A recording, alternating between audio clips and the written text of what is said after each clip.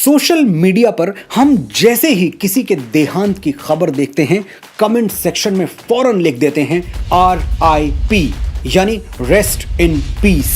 ये हमारा तरीका है अपनी संवेदनाएं प्रकट करने का। We feel sorry for the departed soul. हम अपनी प्रेयर्स ऑफर करते हैं, और प्रेयर क्या है? आपकी आत्मा शांति से विश्राम करे, may your soul rest in peace. ये इंटेंशन सही है, लेकिन एक्शन गलत है। किसी हिंदू की मृत्यु पर RIP लिखना उतना ही गलत है जितना कि उसे मुखाग्नि न देकर दफना देना।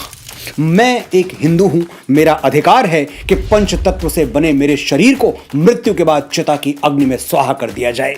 मैं कभी नहीं चाहूंगा कि मुझे कॉफिन में रखकर जमीन में गाड़ा जाए।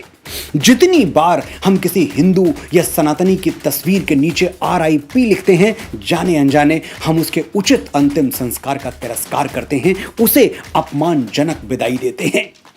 किसी दिवंगत हिंदू के लिए RIP लिखना क्यों गलत है? और यह गलत है तो फिर सही क्या है?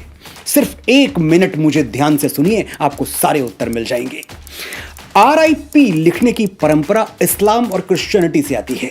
वो कयामत के दिन में विश्वास करते हैं, जिसे रोजे महशर या जजमेंट डे भी कहा जाता है। क्या होगा उस दिन? सारे मुर्दे जाग उठेंगे और खुदा उनका इंसाफ करेगा। इसी जजमेंट डे के लिए मुर्दों को कब्र में इंतजार करना पड़ता है और उनके लिए रेस्ट इन पीस की दुआएं की जाती हैं।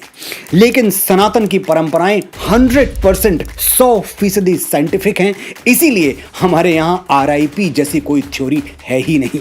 भगवान श्री कृष्ण भगवद गीता के अध्याय 2 श्लोक संख्या 22 और 23 में कहते हैं, वासांसि जीर्णानि यथा विहाय नवानि गृह्णाति नरो पराणि तथा शरीराणि विहाय जीर्णान्यन्यानि संयति नवानि देहि नयनम छिन्दन्ति शस्त्राणि नयनम दहति पावकः न चैनम क्लेदयन्तापो न शोषयति मारुतः।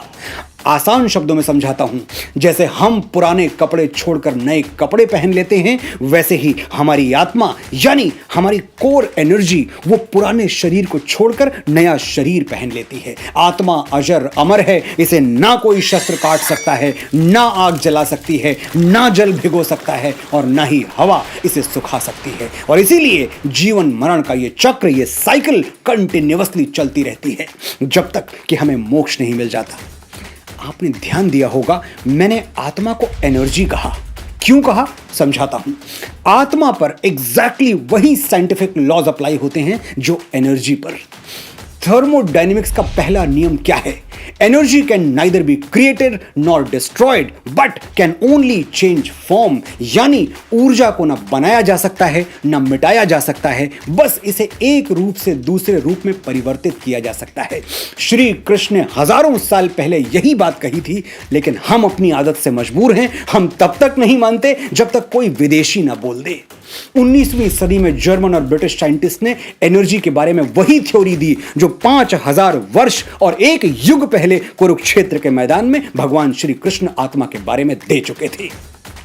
ना कोई भाई, न बेटा, न भतीजा, न गुरु, एक ही शक्ल उभरती है हर आईने में। आत्मा मरती नहीं, जिस्म बदल लेती है। धड़कन इस सीने की जा छुपती है उस सीने में।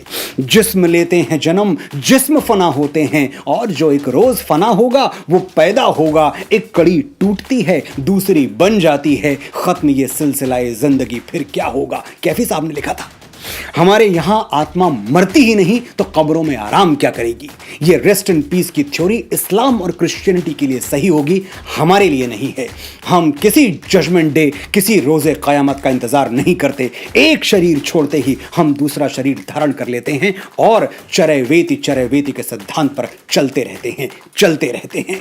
Rest in peace does not do justice to a Hindu soul. मैं बड़ी विनम्रता से निवेदन करता हूं, RIP लिखने से पहले ये जरूर देख लें कि कहीं आप ये प्रार्थना किसी हिंदू के लिए तो नहीं कर रहे, क्योंकि इससे उसकी आत्मा को शांति तो नहीं मिलेगी, हां कष्ट जरूर होगा।